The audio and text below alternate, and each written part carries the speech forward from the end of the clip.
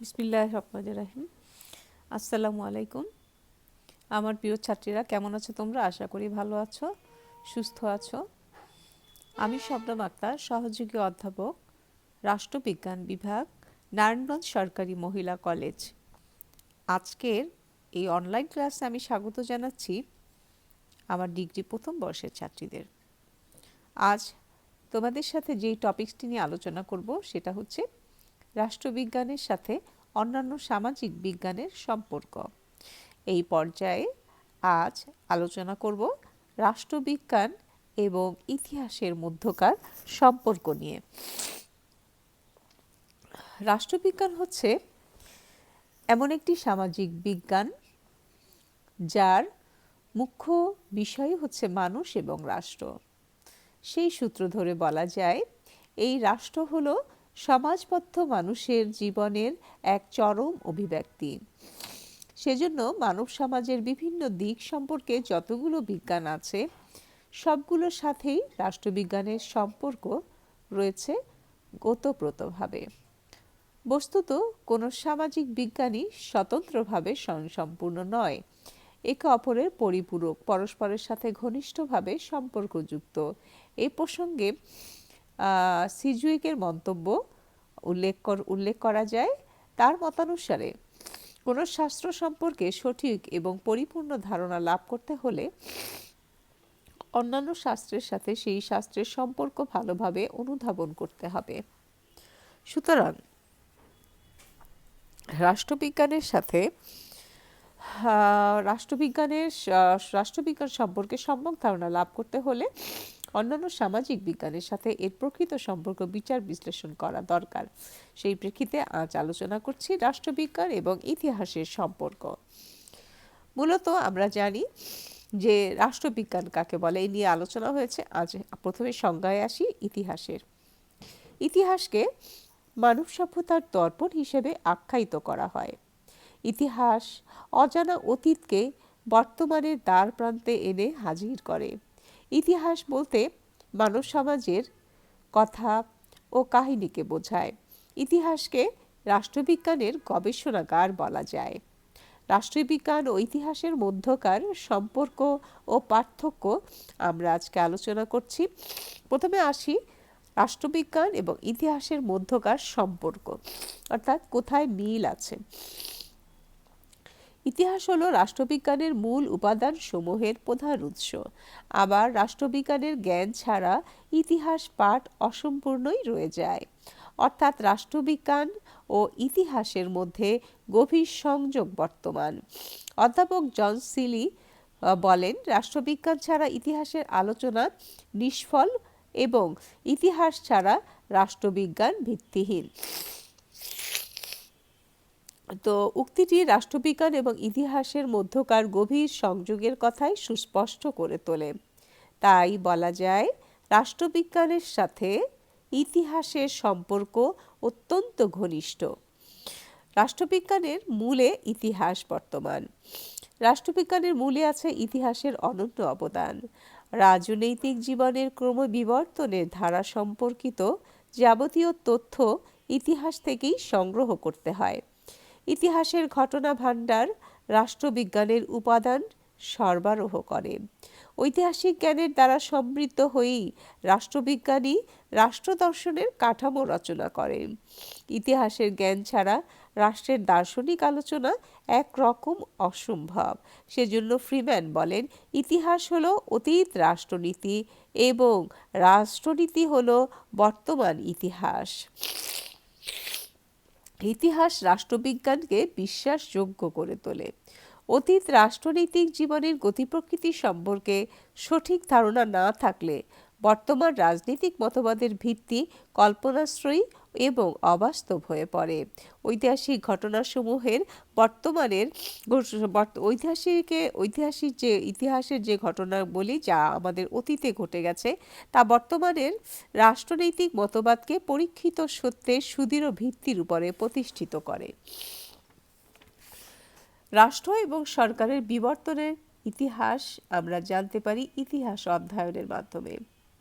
ইতিহাসের বিভিন্ন পর্যায়ে রাষ্ট্রের স্বরূপ, সরকারের প্রকৃতি, প্রাচীন শাসকদের রাষ্ট্র পরিচালনার পদ্ধতি, এসব বিষয়ে যাবতীয় তথ্য ইতিহাস থেকেই আমরা জানতে পারি। ইতিহাস রাষ্ট্রবিজ্ঞানের নিকট ঋণী। ইতিহাস ও রাষ্ট্রবিজ্ঞান থেকে বহুবিধ উপাদান সংগ্রহ করে, অর্থাৎ ইতিহাসও রাষ্ট্রবিজ্ঞানের কাছে বিভিন্ন বিষয়ে ঋণী। ইতিহাস যেমন রাষ্ট্রবিজ্ঞানকে তার অন্তর্নিহিত সত্যের সন্ধান দেয়, রাষ্ট্রবিজ্ঞানও ইতিহাসের আলোচনাকে পরিপূর্ণতা দান করে। রাষ্ট্রবিজ্ঞানের তত্ত্বগুলো পরবর্তীকালে ঐতিহাসিক ঘটনাবলীর উপর আলোকপাত করে এবং ইতিহাসের স্বরূপ সম্পর্কে আমাদের জানতে সাহায্য করে।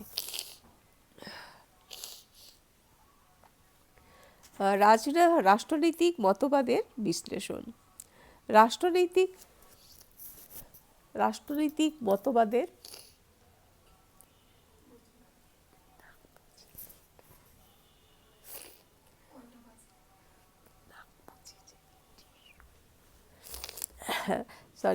রাষ্ট্রনৈতিক মতবাদের বিশ্লেষণ। রাষ্ট্রনৈতিক বিভিন্ন মতবাদের পর্যালোচনা ও বিশ্লেষণের সাহায্যে ঐতিহাসিক ঘটনাবলীর কার্যকরণ সম্পর্ক নির্ধারণ ও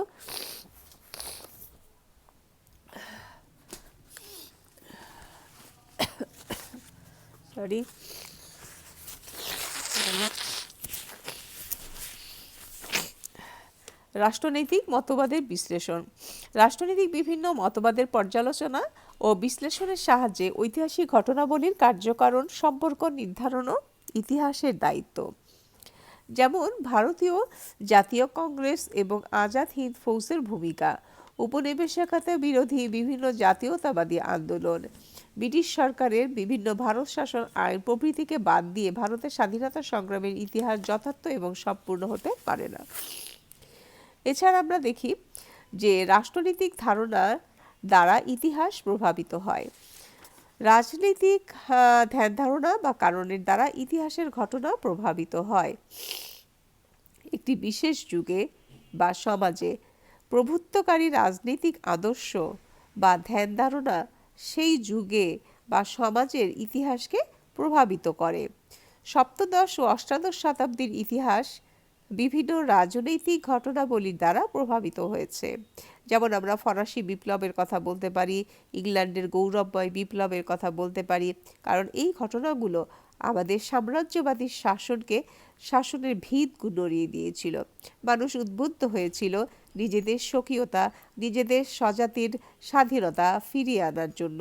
সাম্রাজ্যবাদী শোষণ নিষ্পেষিত যেই জনগোষ্ঠী বা সারা বিশ্বময় ছড়িয়ে ছিটিয়ে থাকা যে উপনিবেশগুলো, তারা অনুপ্রাণিত হয়েছিল ফরাসি বিপ্লবের দ্বারা। রাষ্ট্রবিজ্ঞানের পদ্ধতি ইতিহাসে অনুসৃত হয়।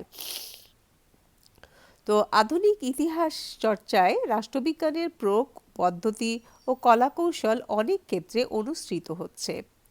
অর্থাৎ আধুনিক ইতিহাসের চর্চায়ও আমরা রাষ্ট্রবিজ্ঞানের প্রয়োগ দেখতে পাই, কৌশলগুলো আমরা দেখতে পাই। রাষ্ট্রনীতির গবেষণাগার অভিজ্ঞতা ইতিহাসের গবেষণাকে প্রভাবিত করছে। ঐতিহাসিকগণ রাষ্ট্রবিজ্ঞানের মতো বিশেষ শ্রেণীর কার্যকলাপ বা ঘটনাকে গুরুত্ব দিচ্ছেন। রাষ্ট্রবিজ্ঞানের মতো ইতিহাসেও নির্বাচন, পছন্দ প্রভৃতিকে প্রাধান্য দেওয়া হচ্ছে। ইতিহাস চর্চার গতিপথ রাষ্ট্রনীতির দ্বারাই প্রভাবিত হয়। বর্তমানে ইতিহাস চর্চার গতিপথ বহুলাংশে রাষ্ট্রনীতির দ্বারা প্রভাবিত, নিয়ন্ত্রিত ও নির্ধারিত। ইতিহাসের অনুশীলন রাজনৈতিক ব্যবস্থার পরিমণ্ডলের মধ্যে কার্যকর হতে দেখা যায়। ইতিহাস চর্চাকে রাজনীতি নিরপেক্ষ বলা যায় না। কোনো একটি দেশের ইতিহাস চিন্তা বিশেষ কোনো রাজনৈতিক দর্শন দ্বারা প্রভাবিত হতে পারে। প্রকৃতপক্ষে রাষ্ট্রবিজ্ঞান ও ইতিহাস পরস্পরের সাথে পরিপূরক, উভয়ের মধ্যে গভীর যোগাযোগ বর্তমান। এখন আমরা আসি পার্থক্য নিয়ে। ইতিহাসের বিষয়বস্তু ব্যাপকতর। ইতিহাসের আলোচনার পরিধি তুলনামূলকভাবে অনেক ব্যাপক।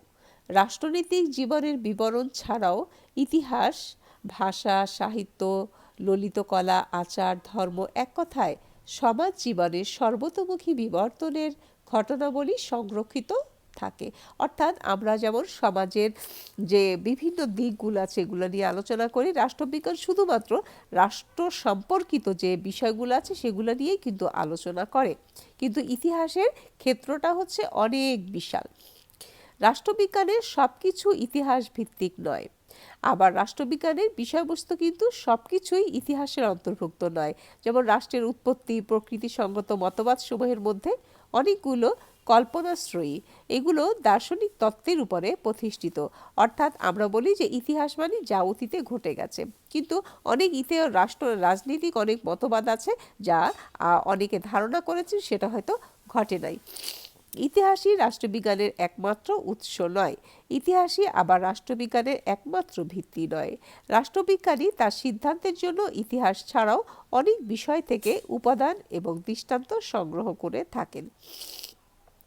আলোচনার প্রকৃতি ও পদ্ধতির ক্ষেত্রেও রয়েছে পার্থক্য। তো আমরা দেখতে পাচ্ছি যে ইতিহাস থেকে রাষ্ট্রবিজ্ঞান উপাদান তথ্য সংগ্রহ করলেও উভয়ের আলোচনার প্রকৃতি এবং পদ্ধতিগত পার্থক্য রয়েছে। ইতিহাসে আলোচনাটা বর্ণনামূলক, কিন্তু রাষ্ট্রবিজ্ঞানের আলোচনার পদ্ধতি প্রধানত দর্শনমূলক। ইতিহাস কালের পরম্পরায় বাস্তব ঘটনা নিয়ে আলোচনা করে।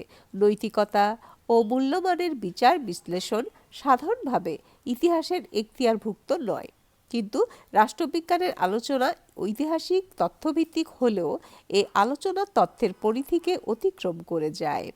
বস্তুতপক্ষে রাষ্ট্রবিজ্ঞান এবং ইতিহাস দুটি পৃথক সামাজিক বিজ্ঞান। তাদের প্রত্যেকের আলোচনার ক্ষেত্র আলাদা, তবুও উভয় শাস্ত্রের মধ্যে সম্পর্ক বিশেষ ঘনিষ্ঠ। আজ এতটুকু থাকলো। পরবর্তী ক্লাসে তোমাদের সাথে আবারও আলোচনা হবে অন্য কোনো বিষয় নিয়ে। তো সেই পর্যন্ত তোমরা সবাই সুস্থ থাকো, ভালো থাকো। বাসায় যখন এখন সময় তোমরা কাটাচ্ছ, অবশ্যই পড়ালেখার সাথে সম্পর্ক তোমাদের থাকতে হবে। পড়ালেখা থেকে একেবারেই বিচ্যুত হয়ে যেও না। পরবর্তীতে তোমাদের সময়ের সংকটে পড়ে যাবে, সময় যদি ঠিকভাবে কাজে না লাগাও। সবার জন্য শুভকামনা ও দোয়া রইল। ভালো থাকো। আসসালামু আলাইকুম।